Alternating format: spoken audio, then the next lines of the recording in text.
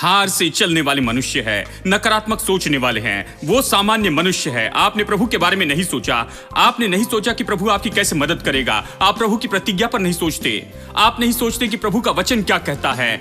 आप विश्वास के बारे में कुछ नहीं जानते। आप प्रभु की उपस्थिति और पवित्र आत्मा के बारे में कुछ नहीं जानते हैं, प्रभु की सामर्थ के बारे में, इसलिए इस तरह से बातें करते। ये असली मनुष्य नहीं है। असली मनुष्य परमेश्वर के साथ संपर्क में है। वो जानता है कि परमेश्वर के लिए सब कुछ संभव है। वो असली मनुष्य है। By His word, I have prosperity. By His word, sickness gone trembling. By His word, I walk in victory. By His word, I've been set free. By His word, I walk in victory. By His word, I've been set. Everybody, by His word, let's sing it. By His word, I have no fear in me. By His word, death cannot swallow me. By His word, I have prosperity. By His word, sickness can't dwell in me. By His word, I walk in victory. By His word, I've been set free. By His word, I walk in victory. By His word, I sing that last line. By His word, I walk in victory. By His word, I walk in victory. By His word, I've been set. One last time. By His word, I walk in victory. By His word, I've been set free.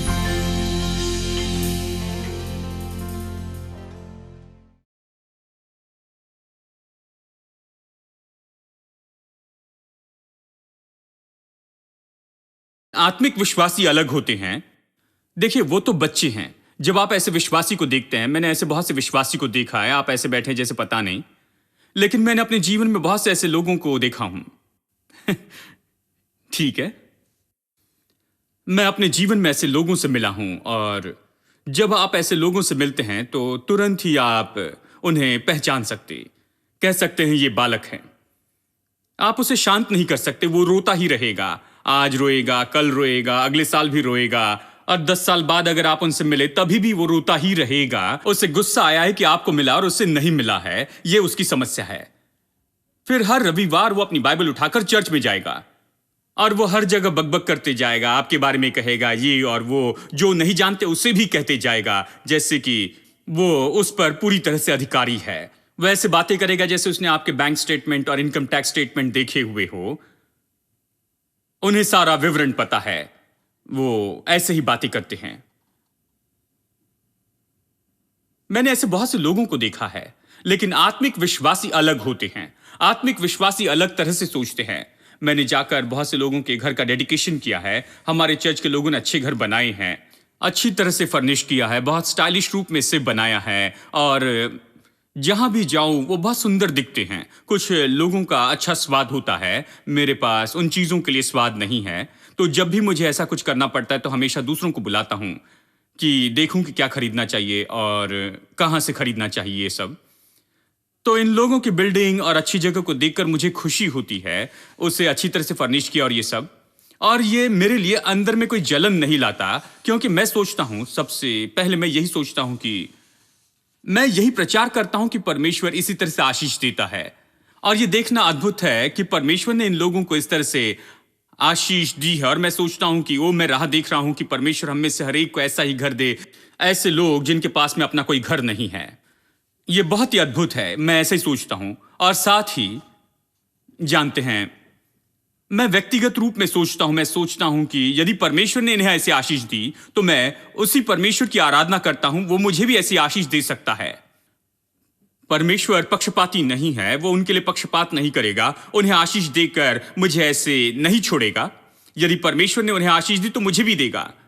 वो भला परमेश्वर है, तो मेरे पास जलन रखने के लिए कुछ नहीं होता है। मैं केवल आनंद मनाता हूं क्योंकि विश्वास काम कर रहा है, वो प्रभु पर भरोसा रख के संपन्न हो रहे हैं, और मैं भी प्रभु पर भरोसा रखता हूं क्योंकि मैं जानता हूं कि मैं संपन्न हो जाऊंगा। इसलिए मैं उनके साथ आनंद मनाता, क्योंकि उनकी संपन्नता यह दर्शाती है कि मैं भी संपन्न हो जाऊंगा। मैं भी संपन्नता के अपने इस मार्ग पर हूं। सब कुछ ठीक है, सबको यह मिलेगा। आत्मिक व्यक्ति इस तरह सोचता है, ठीक है? तो आपको बालक से बढ़कर एक वयस्क व्यक्ति बनना होगा। आप उस व्यक्ति को देखते हैं जिसमें जलन नहीं, उन्हें परवाह नहीं कि आप क्या काम कर रहे हैं। जानते हैं, वो सब जलन महसूस नहीं करते, दूसरे लोगों के बारे में बुरा नहीं कहते। जब आप ऐसे व्यक्ति को देखते हैं तो आपको आत्मिक व्यक्ति मिल गया।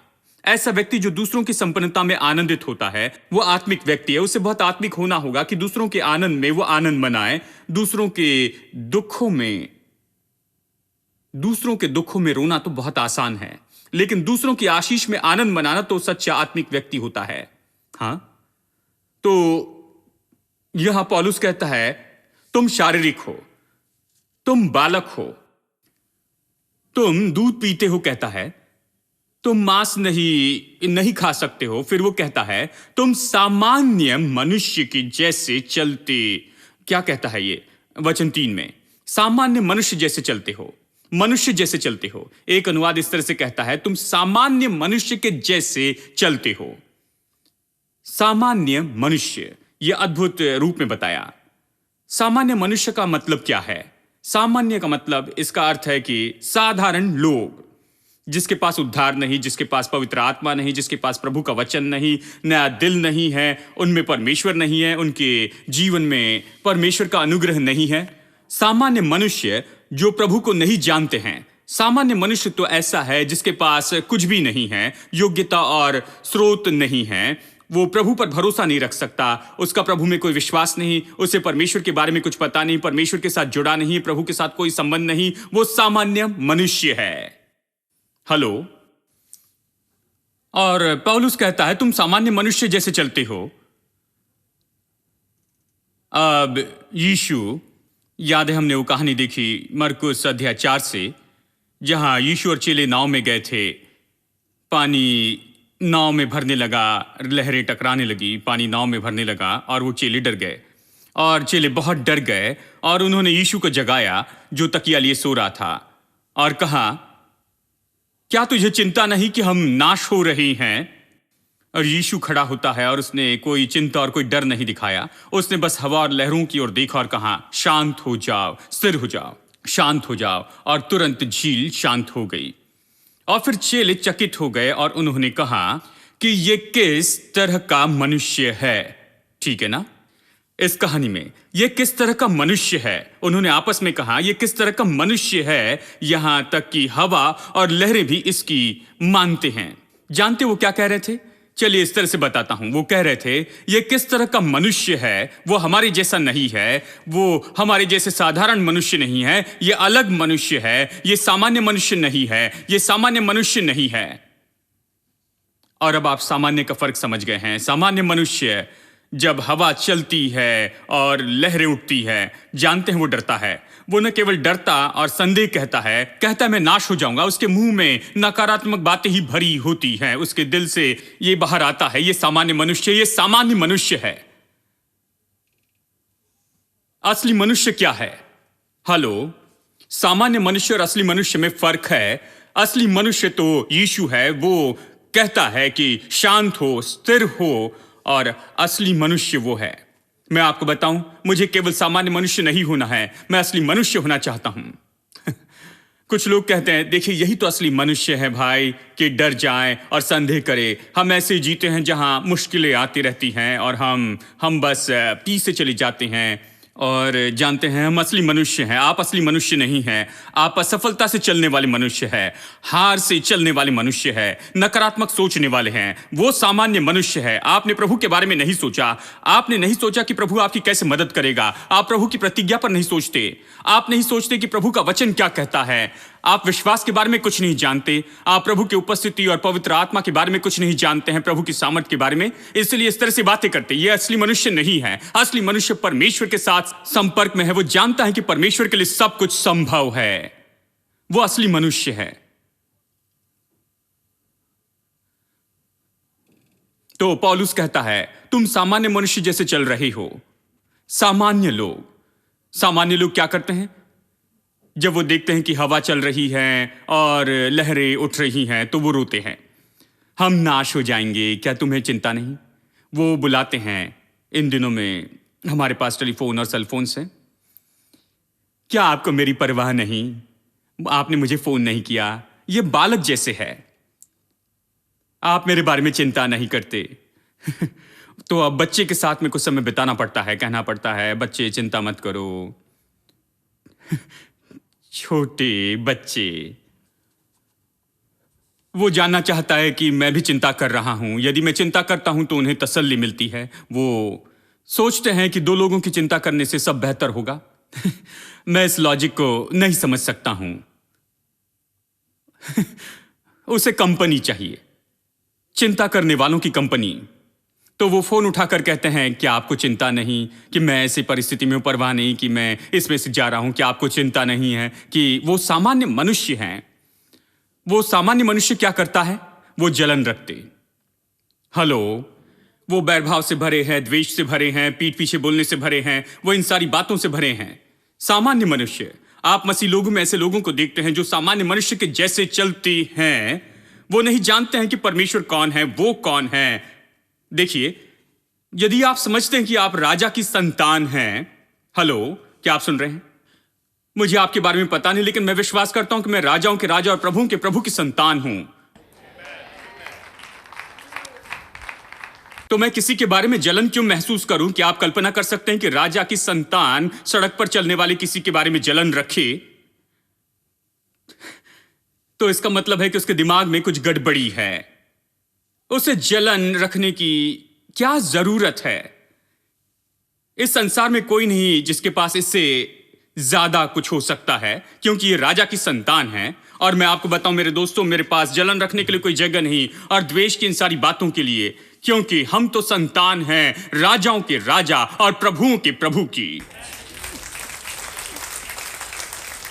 हम ऐसे बनाए गए हैं। ठीक है, अब देखिए इब्रानियों अध्याय 5। इब्रानियों अध्याय 5 देखिए, हमें बड़े होना होगा, क्योंकि आपको वारिस होना है। जो परमेश्वर ने रखा है उसे लेना है, तो इसे आपको निकालना होगा छोटी छोटी मानसिकता को। जो बातें हमारे पास संसार से आई हैं, हमारी परवरिश से या हमारे आसपास के संसार से आई, वातावरण से, हमारे आसपास में, हमें इन सारी बातों से निपटना होगा। इन सारी बातों को निकालना होगा। प्रभु वचन का निर्मल दूध लेना होगा और बढ़ना होगा और सारी बातों से परे जाना होगा। परमेश्वर की सच्ची संतान बनना होगा। आमीन। ठीक है, अध्याय 5 वचन 12, इब्रानियों 5:12। समय के विचार से तो तुम्हें गुरु हो जाना चाहिए था।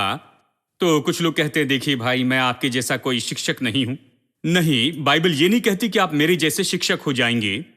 कुछ शिक्षक होते हैं जो अभिषिक्त होते हैं कि वो शिक्षक का काम करे, शिक्षक की सेवकाई में रहे, 5 प्रकार की सेवकाई में से एक में, कि लोगों को इस तरह से सिखाए। लेकिन आप में से हर कोई शिक्षक है। आप बच्चों को सिखाते हैं, आपको परिवार को सिखाना है, अपने आसपास के लोगों को सिखाना है। आप कम से कम एक के शिक्षक हैं। आप किसी को सिखा रहे हैं प्रभु और प्रभु की बातों के बारे में। ठीक है, आप हमेशा ऐसी परिस्थिति में होते हैं जहां किसी न किसी को सिखाना पड़ता है। अब देखिए, ये इसी संबंध में कह रहा है कि समय के विचार से तो तुम्हें गुरु हो जाना चाहिए था, तो भी अवश्य हो गया कि कोई तुम्हें फिर से सिखाए, परमेश्वर के वचनों की आदि शिक्षा फिर से सिखाए। तुम तो ऐसे हो गए कि तुम्हें अन्न के बदले अब तक दूध ही चाहिए। क्योंकि दूध पीने वाले बच्चे को तो धर्म के वचन की पहचान नहीं होती, क्योंकि वो बालक है। परंतु अन्न सयानों के लिए है, जिनकी ज्ञानेंद्रियां अभ्यास करते करते भले बुरे में भेद करने में निपुण हो गई हैं, यानी ये निपुण हो गई हैं। अब यहाँ ये कहता है कि हमें दूध से रोटी तक जाना होगा और फिर मटन तक, जैसे बच्चा आगे खाता है। परमेश्वर का वचन दूध है, प्रभु वचन रोटी भी है। मनुष्य केवल रोटी से नहीं, लेकिन परमेश्वर के मुंह से निकलने वाले हर वचन से जीवित रहेगा। और ये रोटी के बारे में कहता है।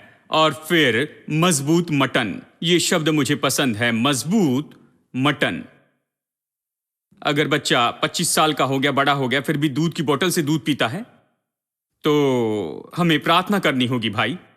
तो आप ये नहीं कह सकते कोई बात नहीं, अभी भी दूध पीता है, बस मुझे 1 बोतल दूध लेके इसे देना होगा। नहीं, कुछ न कुछ गलत है। यहां इसके अनुसार, उसकी शारीरिक उन्नति के अनुसार, जानते हैं, खाना भी बदलते जाता है। दूध केवल कुछ महीनों के लिए अच्छा होता है और फिर हम उसे और मजबूत भोजन देते हैं, फिर उसके बाद में मटन भी खा सकता है। उसी तरह आत्मिक रूप में हमें उसे मजबूत मटन देना होगा, क्योंकि देखिए आज कलीसिया में, चर्च में यही तो समस्या है, उन्हें मजबूत मटन नहीं मिलता है। और उन्हें मजबूत मटन नहीं मिलता है, क्या आप मुझे सुन रहे हैं? देखिए, उन्हें अच्छा मटन नहीं मिलता, इसलिए इसी कारण से वो नहीं बढ़ती हैं और इसलिए परिपक्व नहीं होते हैं और इसलिए वो वारिस नहीं होते हैं, प्रभु की आशीषों को लेकर उसमें नहीं चलते हैं, क्योंकि कोई नहीं है कि उन्हें अच्छा मजबूत मटन दे। मैं प्रचार कर रहा था कोचीन में एक दिन, और उस लंच टाइम में एक पास्टर ने आकर मुझसे कहा, और कोई और पास्टर उन्हें बता रहा था, किसी ने उन्हें टिकट देकर उन्हें वहां पर मीटिंग में लाया था, और इस व्यक्ति के लिए सब कुछ बिल्कुल नया था। वो अपना हाथ अपने सीने पर रखकर इस तरह से और कहा, भाई, अगर 20 साल पहले ये संदेश सुनता तो मेरा जीवन अलग होता।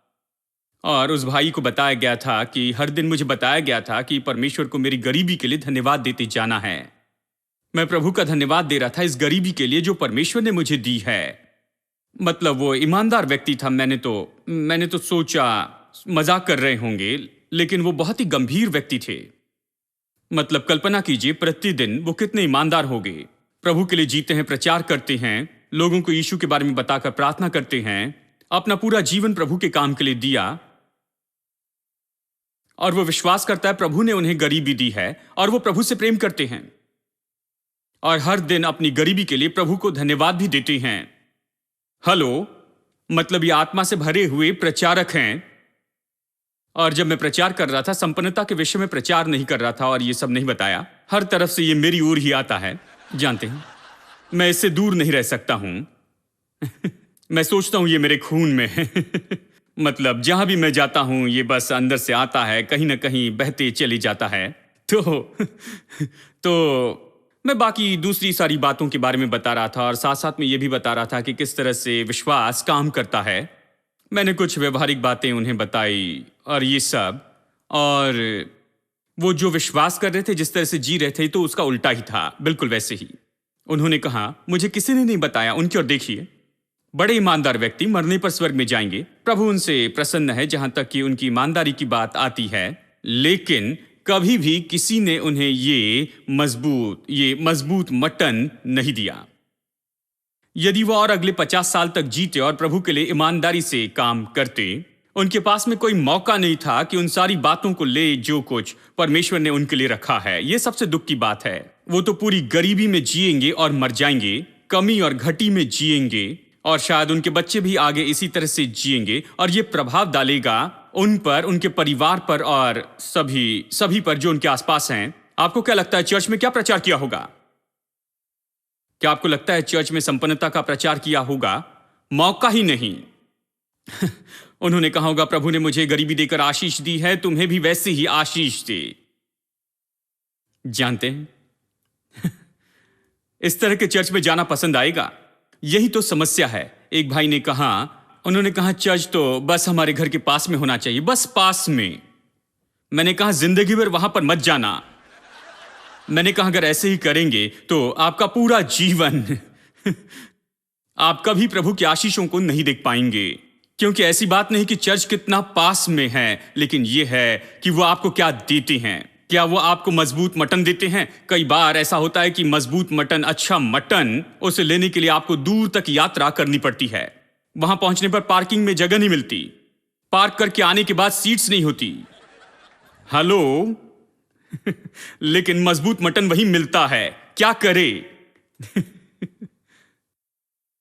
और फिर लोग सुबह 5 बजे उठते हैं, ट्रेन में बैठते हैं, उसके बाद में फिर बस पकड़ते हैं, ऑटो से आते हैं, यहां पर पहुंचते हैं और कुछ प्रचारक उनसे पूछते हैं, आप उतनी दूरी तक जा रहे हैं और हमारा चर्च तो है बस उस रास्ते में ही है, वहां चर्च है और आप इनमें से किसी में जाना नहीं चाहते हैं। वो कहते हैं मटन तो वहां पर है।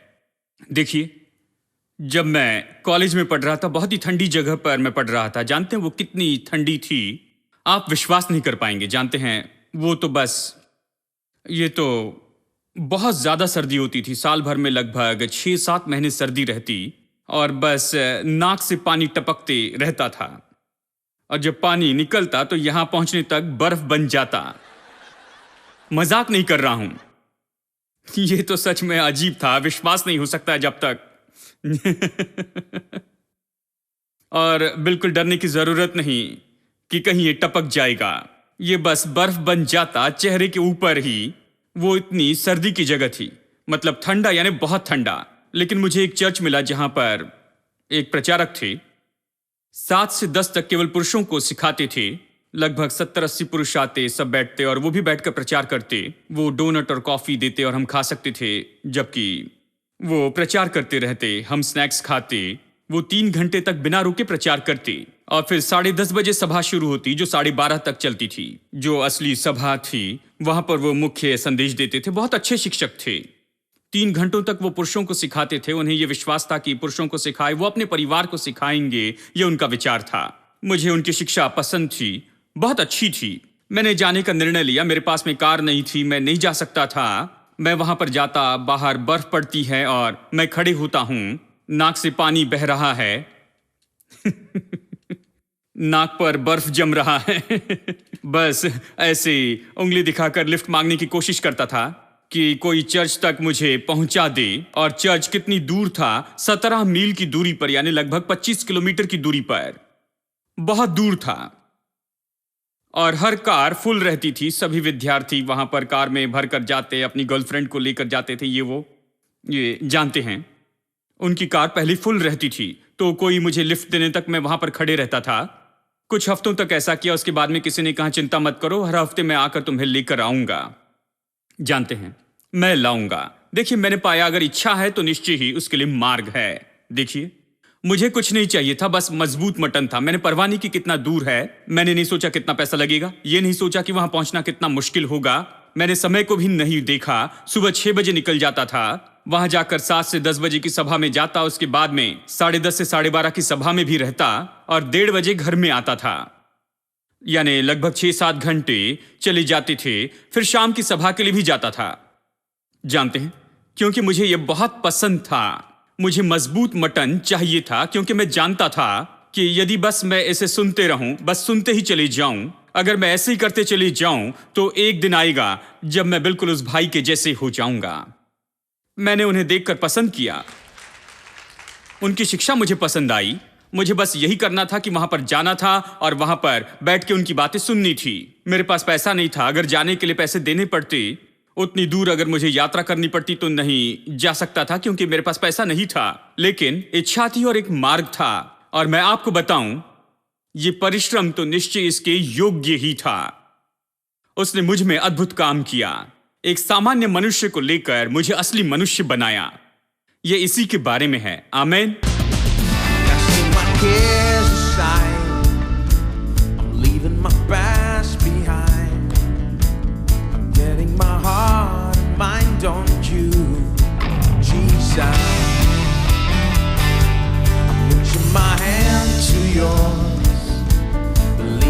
So much more, knowing that all you have in store for me is good. It's good. Today is the day you have made. I will rejoice and be glad in it. Today is the day you have made. I will rejoice and be glad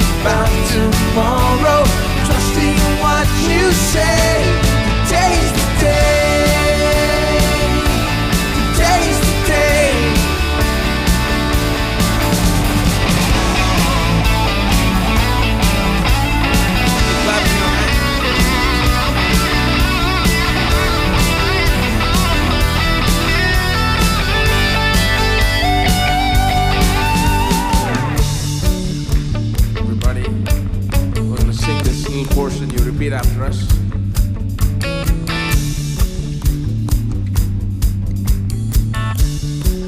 Here we go.